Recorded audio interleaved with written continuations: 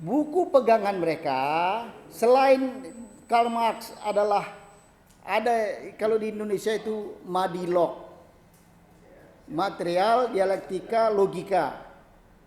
Nah, siapapun memang kalau tertarik ke situ tanpa basic agama, dia akan tertarik menjadi komunis.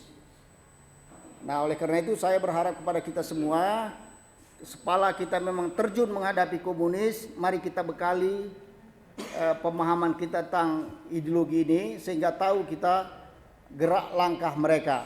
Memang mereka tidak akan menampakkan diri sebagai partai komunis pada saat ini, tapi diam-diam cara komunis mereka jadikan langkah-langkah untuk menguasai bangsa dan kemakmuran, hukum Allah tegakkan, hukum Allah. Komunis itu adalah faham. Jadi yang perlu kita pahami bersama bahwa yang namanya komunis itu adalah paham, bukan organisasi dan bukan keturunan. Saya perlu mengulang ini supaya kita bisa memetakan betul tentang komunis, bahaya komunis dan siapa lawan kita. Satu pertempuran, peperangan akan sangat gagal kalau kita tidak bisa mendefinisikan, menentukan siapa sebetulnya lawan kita. Oleh karena itu, secara tegas harus kita pahami yang namanya komunis itu adalah paham atau tepatnya ideologi, bukan organisasi, bukan pula keturunan. Jadi boleh saja organisasinya tidak ada, tapi komunis hidup. Oleh karena itu nggak salah kalau ada orang mengatakan mana ada komunis lagi, partai komunis lagi, PKI kan sudah dibubarkan. Betul, dalam hal itu dia betul, tapi komunisnya tetap hidup. Itu supaya kita tidak terkecoh ya. Dia bukan organisasi tetapi paham. Nah, oleh karena itu yang namanya komunis bisa tak berorganisasi, bisa masuk ke semua organisasi. Meskipun dia mungkin namanya organisasi Islam, boleh jadi dia komunis. Jadi orang-orang yang berpaham komunis bisa tumbuh subur juga di organisasi Islam dan bukan Islam. Artinya boleh jadi orang komunis ini ada tidur bersama kita. Itu satu poin. Jadi jangan cari organisasinya, pahamnya yang harus dipahami, yang harus dikenali. Yang kedua, bukan keturunan. Karena kalau kita anggap nanti keturunan, seolah-olah anak PKI saja yang jadi PKI atau komunis. Anak kiai pun sekarang sudah banyak. Nah, jadi jangan salah sangka, kita pikir dia anak kiai baik pula sama kita, ternyata komunis. Sebaliknya, tidak otomatis anak PKI itu adalah komunis. Banyak juga anak komunis yang bapaknya sudah sadar, anaknya pun ikut sadar. Jadi jangan dimusuhi. Itu. Jadi harus kita petakan betul, yang kita maksud ini adalah fahamnya. Karena dia faham, maka pertarungan kita adalah pertarungan faham. Bertarung secara ideologis. Nah, di sini diminta kita kemampuan untuk berdialektika, berdialog, berdiskusi, bagaimana mematahkan faham komunis.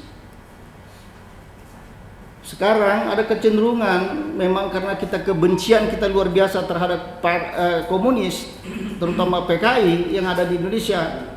Kadang-kadang kita terlanjur juga ikut-ikutan juga membenci anaknya. Karena anaknya dibenci, maka dia akhirnya ya mau tak mau bersatulah sama-sama anak PKI. Jadi PKI juga dia jadi akhirnya, karena ditolak dari kelompok Islam. Ini berbahaya. Berbahaya dari segi dakwah, berbahaya. Ibu. Ya. Oleh karenanya dakwah kita kan tadi disebutkan wa takum minkum ummatu yad'una ila khair. Udah kita ajak dia kepada yang baik, ya kan? Mestinya kita ajak. Kalau bisa PKI-nya pun tobat. Kan gitu kalau dalam pertimbangan dakwah kan begitu. PKI-nya pun kalau tobat silahkan. Apalagi anaknya yang nggak tahu apa-apa.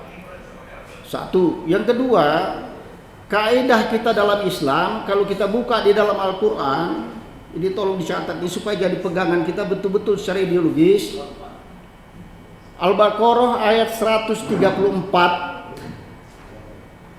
Tilka ummatun qad khalat laha ma kasabat wa alaikum ma kasabtum. Itulah generasi terdahulu, orang-orang terdahulu. Bagi mereka amal mereka, apa-apa yang mereka kerjakan, dan bagi kamu apa yang kamu kerjakan. Wala tusaluna amma kanu ya'malun. Kamu tidak ditanyai tentang apa-apa yang mereka lakukan. Artinya keburukan orang tua tidak dipertanyakan kepada anaknya. Allah tidak akan menanya kesalahan orang tuanya terhadap anak-anaknya. Itulah akidah Islam. Oleh karenanya, kalau ada orang ngaku Islam kemudian mendefinisikan anaknya sebagai salah, sebagai komunis, dan menjauhi anaknya, padahal itu pekerjaan orang tuanya, dia sudah melampaui batas dari segi akidah. Oleh karena itulah kita cukup hati-hati dalam hal ini. Itu satu. Yang kedua, poin lain adalah yang ingin saya sampaikan, komunisme digambarkan sebagai masyarakat tanpa kelas. Jadi mimpi komunisme sebenarnya adalah bagaimana manusia ini tanpa kelas, nggak ada kaya, nggak ada miskin, nggak ada yang apa begitu, sama rata sama rasa. Semua sumber daya alam dimiliki bersama dan untuk kesejahteraan bersama. Itu mimpinya. Tapi apakah bisa tercipta atau terjadi? Tidak bisa. Nah, nanti kita lihat bagaimana nggak bisa. Jadi kalau ada slogan-slogan ini, itulah komunisme. Komunisme, ya. Kemudian lahirnya ini dari falsafah materialisme. Ideologi komunis didasari oleh materialisme, bahwa segala sesuatu itu berasal dari yang nyata, yang nampak, material. Tidak ada yang tidak nampak. Yang tidak nampak adalah tidak ada. Jadi itulah falsafahnya. Oleh karena dia bertentangan dengan agama, karena kita percaya kepada yang namanya yang gaib. Jadi landasan berpikirnya sudah salah. Nah, kemudian kenapa lahir ini komunisme? Ini sebagai dialektika atau antitesa dari berkembangnya kapitalisme. Kapitalisme itu adalah satu sistem ekonomi yang mengandalkan kapital modal. Jadi pemilik modal, tuan-tuan tanah, tuan-tuan yang punya pabrik diperhadapkan dengan para buruh, proletar, para buruh. Jadi karena pada masa itu orang-orang yang punya kapital ini begitu berkuasa, maka oleh Karl Marx dan kawan-kawannya dibuatlah satu teori bagaimana sebagai antitesa dari kekuasaan para kapital. Dicanangkanlah bagaimana membuat satu gerakan sosialisme, ya, paham sosialisme. Maka dibuatlah satu teori antitesanya yang melawan kapital itu adalah satu diktator kekuasaan para proletariat, para buruh.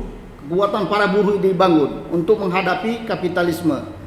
Jadi ada satu kekuatan diktator yang diharapkan bisa melawan kapitalisme, nanti kalau pertarungan ini terjadi, diharapkan akan muncul masyarakat yang namanya komunisme. Begitu. Nah, di dalam sosialisme yang dibayangkan adalah bahwa harta, kekuasaan, segala macam itu tidak dimiliki oleh pribadi-pribadi, tetapi dimiliki oleh negara. Nah, inilah konsep yang dipertarungkan. Makanya diharapkan jadi komunisme itu adalah semua hidup sama rata sama rasa. Tetapi itu tidak pernah terjadi dan sampai sekarang tidak pernah terwujud. Bahkan komunisme sistem komunisme di dunia mengalami kehancuran. Sekarang tujuan komunisme yang digariskan oleh Karl Marx, Friedrich Engels, ya, yang disebut dalam manifesto komunis tahun 1848 yang sampai sekarang tidak berubah, adalah merebut kekuasaan dengan kekerasan. Jadi metode yang digunakan adalah kekerasan. Jadi bicara tentang komunis adalah bicara kekerasan. Tidak ada komunis yang tidak mempunyai catatan sejarah kekerasan. Jadi menggulingkan kekuatan sosial yang ada, membangun kekuatan otoriter ala proletar, kaum buruh. Itu cita-citanya. Nah, untuk mencapai cita-cita itu, di dalam manifesto komunis disebutkan ada 18 butir tuntunan praktis. Jadi ada tuntunan praktisnya. Nah, ini menjadi ciri, ya. Saya ulangi, ini menjadi ciri bagi keberadaan komunisme. 18 butir langkah-langkah panduan mewujudkan cita-cita komunis. Apa itu? Satu, ya. Satu, berdusta. Ya, berdusta. Jadi dusta itu ada satu ilmu di dalam komunis, ya, dalam rangka mencapai tujuan. Jadi kalau ada orang yang ngomongnya memang dusta, memang itu bukan salah dia, memang itulah kerjanya. Bohong, nggak mau pernah pun dijanji, memang itu. Ya, jadi jangan disalahkan dia lupa atau tidak. Jadi memang itulah kerjanya dalam rangka mencapai tujuan komunis. Berdusta. Yang kedua, memutarbalikkan fakta. Nah, memutarkan balik fakta itu begini, yang berbuat dia tapi yang dituduh orang lain. Yang berbuat dia tapi yang dituduh orang lain. Jadi selalu dia melakukan kegiatan-kegiatan yang skenarionya adalah dia berbuat kemudian dipojokkan orang lain. Silahkan simak-simak di kita ini ada atau tidak, ya. Jadi dibuat skenario bla bla bla bla, tuduh orang lain. Jadi ada kambing hitam dipaksa, yang dituduh itu adalah musuhnya. Itu memutarbalikkan fakta. Dan sekarang di Indonesia sedang ada upaya-upaya memutarbalikkan fakta bahwa komunis dianggap atau PKI dianggap sebagai korban, ya. Bukan pelaku kejahatan tetapi korban. Ini bagian dari pemutarbalikan fakta. Dan itu tertulis sebagai langkah-langkah panduan pada manifesto komunis. Kemudian menyabot, sabotase. Lebih lagi itu adalah membumi hanguskan. Jadi hancur-hancuran memang kerja mereka untuk tujuannya luar biasa, ya. Membunuh dan membantai. Nah, jadi sadisme ini memang ada di dalam ajaran komunisme. Kenapa? Begini, kenapa watak komunisme itu begitu buas, begitu radikal? Karena mereka tidak percaya adanya Allah, yang ada material. Hidup ini dianggapnya sama seperti hewan, sama saja. Hewan liar itu kalau tidak membunuh ya dibunuh. Jadi untuk tetap dia hidup harus membunuh supaya tidak dibunuh. Inilah falsafah hidup mereka. Jadi Charles Darwin itu punya pengaruh besar terhadap ajaran komunis. Itu yang disebut dengan survival of life. Jadi siapa yang kuat dialah yang berkuasa, yang akan bertahan hidup. Makanya dia akan tetap menyerang orang yang tidak sepaham dengan dia. Nah, oleh karena itu saya mencatatkan begini, sepanjang 74 tahun yaitu dari 1917 dari revolusi Bolshevik hingga 1991 yaitu hancurnya komunis di dunia. Komunis telah menjagal membunuh manusia sebanyak 120 juta jiwa di 76 negara. Anda bisa bayangkan 120 juta jiwa dibunuh selama 74 tahun di dunia ini di 76 negara. 120 juta itu penduduk mana itu? Malaysia nggak sampai. Malaysia mungkin tambah lagi New Zealand, tambah lagi selesai ada beberapa 5 negara habis berarti di setupnya itu. Nah, 120 juta jiwa dalam 74 tahun itu artinya 1.621 juta dalam setahun. Dalam satu tahun dibunuh 1.621 juta jiwa atau 4.442 jiwa per hari. Bayangkan tuh. Hebatnya ganasnya mereka ini membunuh, baik dibunuh secara fisik maupun memang disengaja dibuat kelaparan atau disebarkan kepada virus-virus. Ini kerjaan mereka. Jadi bagi komunis kematian rakyat tidak masalah, ya, nggak ada masalah. Kalau memang lapar, biar aja lapar. Mati ya mati. Apalagi orang jompo yang nggak bisa lagi kerja, yang apa, memang kalau bisa dibunuh. Jadi itulah hebatnya dalam sistem komunis ini. Kemudian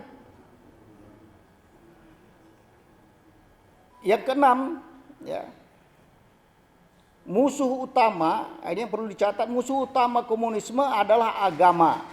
Ya. Agama sebagai tesa, anti agama menjadi materialisme, menjadi antitesa. Jadi untuk menjatuhkan agama ini, maka dibuat antitesanya itu adalah anti agama. Harapannya dalam komunis adalah orang bertuhan tapi tak beragama. Jadi yang muncul nanti adalah orang bertuhan, oke, sebagai tesa, kemudian ada antitesanya komunis, tidak bertuhan. Nanti yang muncul adalah orang tetap mengakui ada Tuhan, tapi tak beragama. Maka itulah yang disebut dengan falsafah Auguste Comte itu yang katakan bahwa nanti muncul teorinya itu yang menjadi keyakinan bahwa Tuhan itu seperti orang membuat jam dinding, jam tangan, terserah. Jadi Tuhan perannya cuma membuat di awal. Tuhan membuat jam, setelah jam dibuat, jamnya jalan sendiri. Tuhan gak berperan lagi, maka gak diperlukan lagi. Nah, itu kira-kira apa sampai tadi itu sudah menjadi buku rujukan pula di beberapa perguruan tinggi. Nah, jadi kalau ada orang yang mengatakan dia bertuhan tapi nggak beragama, itu sudah komunis. Lalu kemudian anti agama ini ditunjukkan dengan berbagai macam pelecehan, kemudian pelecehan apalagi namanya penistaan, ya, kemudian caci maki dan segala macam. Dan semua simbol-simbol agama diupayakan tidak muncul dalam kehidupan sehari-hari. Simbol-simbol agama tidak boleh muncul. Nah, kita lihat di kita ini sudah mulai, ya. Coba lihat misalnya simbol-simbol agama sudah mulai dikurangi, istilah-istilah agama mulai dibuang. Bahkan kalau kita terakhir ini kita dengar ada namanya politik identitas, menolak politik identitas, yang disebut identitas itu adalah Islam. Nah, artinya sama dengan jangan berpolitik membawa agama. Siapa yang terpengaruh kepada isu politik identitas, maka sebenarnya dia sudah termakan kepada paham komunis. Dan oleh karena itu sebenarnya kita sadari sendiri, jangan-jangan kita pun terkena racun komunis, ya. Jadi itu yang perlunya saya katakan tadi, ya, kita memahami paham ini. Jangan-jangan kita pun yang dalam organisasi yang semangat berjuang untuk Islam, tapi cara kita sudah cara komunis. Contoh, menghasut tadi adalah kerjaan komunis. Ada enggak di kita, di organisasi Islam yang suka kerjanya menghasut saja? Ada enggak? Yang memfitnah saja, ada enggak? Itu komunis. Jangan cari yang lain-lain. Jadi pahami itu, pahami, ya. Kalau kita masih mau menghasut, memfitnah, mengadu domba, mencaci maki, itu udah komunis. Mungkin kita masih merasa sebagai pejuang Islam, tapi dalam konteks ideologi kita bukan lagi Islam, itu komunis. Coba lihat ini. Satu teori yang dipakai itu sebenarnya menurut saya adalah Quran. Teori pembinaan yang dilakukan oleh komunis, tapi dialektikanya, antitesanya yang dibuat. Contoh, Al-Baqarah tentang sapi betina, ya. Ketika Bani Israel disuruh menyembelih lembu, kemudian Bani Israel bertanya, apa bahasa Arabnya itu? Qalu du'u lana rabbaka mahiya, ya. Kata ya Musa, tolong katakan tanya pada Allah apa dia, warnanya apanya gitu kan. Dia disebutkan warnanya. Udah itu tanya lagi sampai akhirnya Bani Israel hampir nggak bisa melaksanakan karena pertanyaan. Oleh karena itu teori ini dipakai dalam perkadaran komunis. Anda kalau saya tanya seujung-ujung habis, Anda pasti bingung. Kalau nggak percaya, nanti ketemu sama saya akan saya buat Anda bingung dengan pertanyaan-pertanyaan. Boleh-boleh jadi komunis. Itulah bahayanya paham. Oleh karenanya memang kalau kita tidak punya basic keislaman yang bagus, rusak kita. Satu contoh, saya mau uji coba dulu nih. Goyang nggak nih? Ini antum percaya sama Tuhan? Percaya tak? Percaya. Tuhan Maha Kuasa. Tuhan Maha Pencipta. Saya mau tanya, kuasakah Tuhan menciptakan sesuatu yang lebih besar dari dia sehingga dia sendiri tak kuasa lagi mengangkatnya?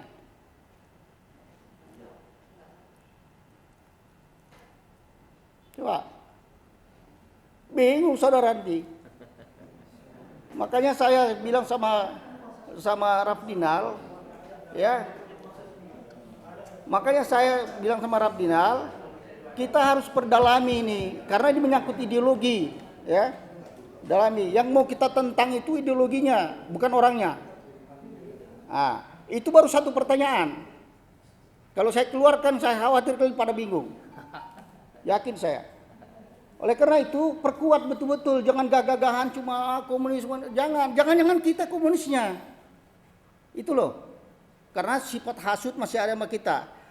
Nah, dialektika lain adalah yang diambil adalah Hujarat, di ayat Hujarat ayat 13 dan segala macam. Apa itu di Hujarat itu? Enggak boleh memfitnah, enggak boleh merendahkan, mencaci dan segala macam. Dan itulah yang dikembangkan. Ya kan? Padahal Allah sudah mengatakan perilaku itu sama dengan memakan bangkai saudaranya. begitu hebat Allah mudah mengunci supaya nggak kita lakukan. Tetapi bagaimana, betapa banyak di antara kita itu perilakunya itulah yang dikembangkan dalam rangka dia naik ke atas, dalam rangka popularitasnya, betul. Nah, saya pikir kita semua harus cuci otak hari ini. Nah, kemudian di Indonesia musuh komunis secara fisik itu ada dua, TNI dan umat Islam secara fisik. Kenapa TNI? Karena dia punya Sabta Marga. Sabta Marga itu dia membela Pancasila, ya kan? Sementara umat Islam adalah ideologi yang memang bertentangan dengan komunis. Jadi dua ini yang bisa diandalkan.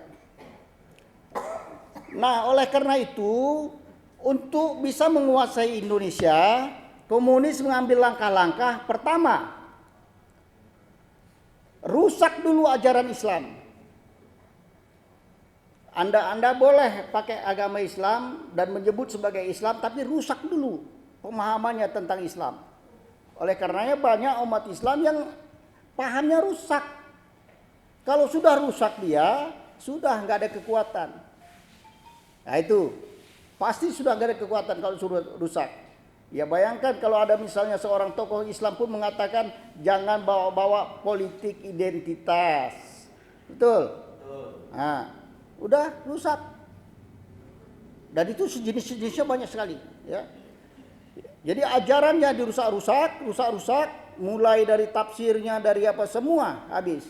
Maka menjadi mandul dia. Yang kedua, secara fisik orangnya dihabisi, pecah belah, kemudian dikuasai. Yang satu dikasih makan, yang satu disiksa. Senanglah yang dikasih makan, kira-kira begitu. Dimiskinkan dulu semua.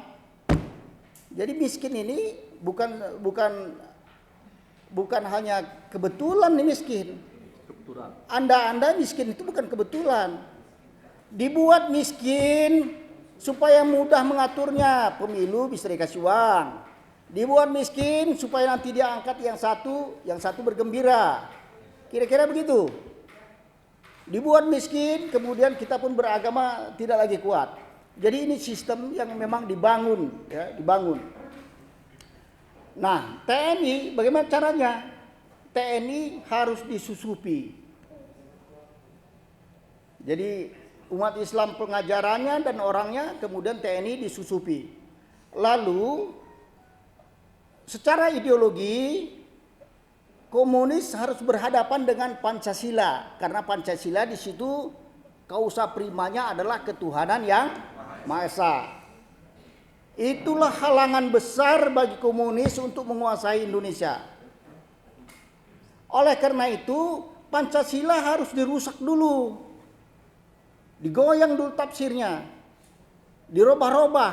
Nah terakhir itulah yang kita ributkan, bagaimana mereka mau merusak Pancasila dengan rancangan undang-undang haluan ideologi Pancasila. Betul? Dirusak seperti ini. Oleh karena itu saya berharap kita pun pahami juga Pancasila supaya tahu kita hak kita, ya. Yang mana Pancasila ini yang harus kita pegang, yang mana yang harus kita pertahankan, dan apa-apa Pancasila yang menurut mereka itu tidak benar yang harus kita lawan. Kira-kira itu. Jadi banyak ini masalah-masalah Pancasila yang sekarang ini sudah menjadi hancur baur. Malah pertanyaannya adalah apakah sekarang ini negara kita masih berpijak pada Pancasila yang sesungguhnya atau sama sekali tidak? Nah, itu pertanyaan. Dan itulah kalau kita mau melawan secara ideologi, ya. Kalau kita cari orangnya nggak akan dapat, tapi ideologinya jelas. Nah, kemudian saya ingin menyampaikan untuk terakhir kali ini taktik membangun diktator proletar. Bagaimana mereka membangun suatu pemerintahan diktator yang disebut dengan diktator buruh atau kaum kelas bawah. Pertama taktik memotong salimi. Salimi itu ikan salimi. Ini ikan dia populer nih sebetulnya. Jadi dia iris sikit-sikit sampai habis. Itu taktik, metode itu dia pakai. Jadi kalau kita ini ada beberapa organisasi yang kumpul, nah orang komunis akan berkoalisi dulu kepada atau dengan ormas yang paling besar untuk menghadapi musuhnya. Maka dilemparlah, katakanlah di sini ada FUI, ada yang lain, maka misalnya kumpul ke FUI, kemudian dia bangun itu bersama FUI. Nah, ada satu ormas lagi supaya disingkirkan. Lemparkanlah isu, keluarkan fitnah sehingga dia tersisih. Begitulah dulu Masyumi disisihkan dari kelompok NU dan segala macam.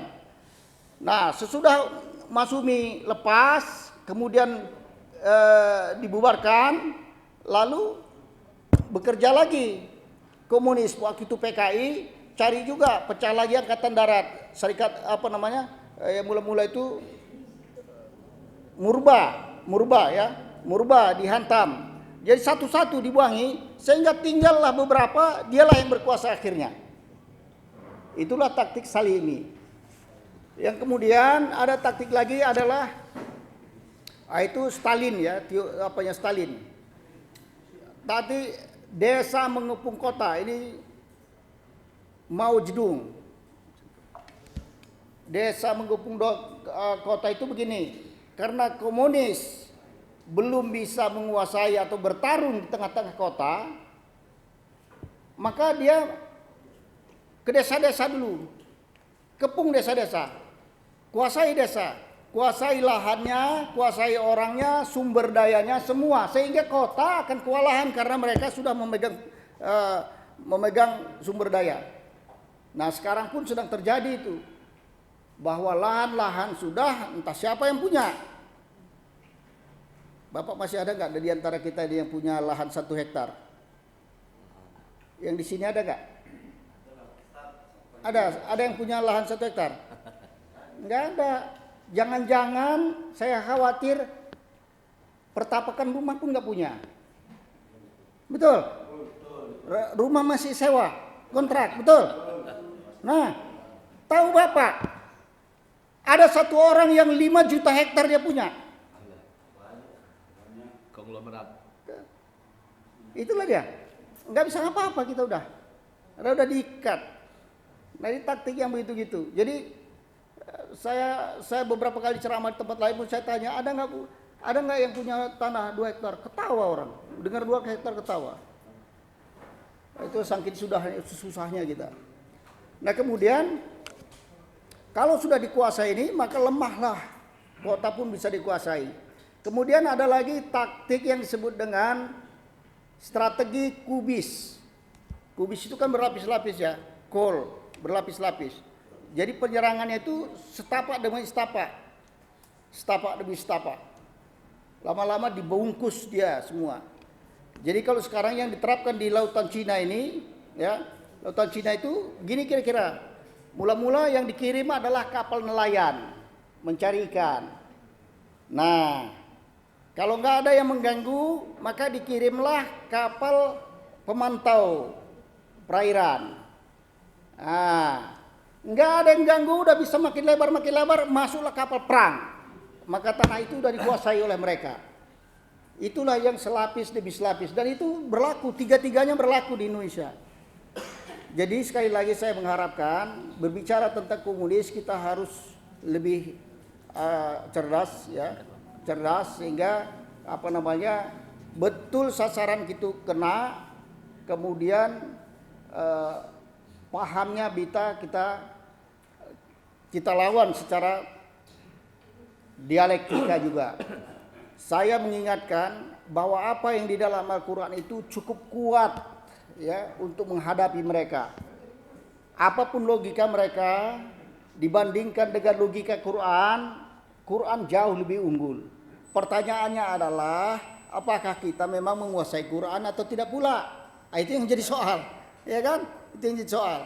Buku pegangan mereka selain Karl Marx adalah ada kalau di Indonesia itu Madilog, material, dialektika, logika. Nah, siapapun memang kalau tertarik ke situ tanpa basic agama dia akan tertarik menjadi komunis.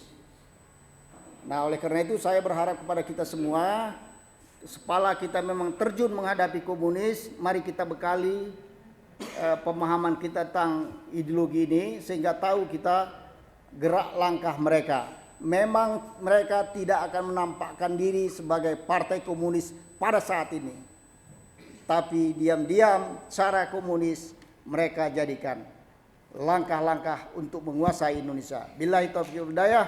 Assalamualaikum warahmatullahi wabarakatuh. Negara, bangsa dan kemakmuran, hukum Allah tegakkan.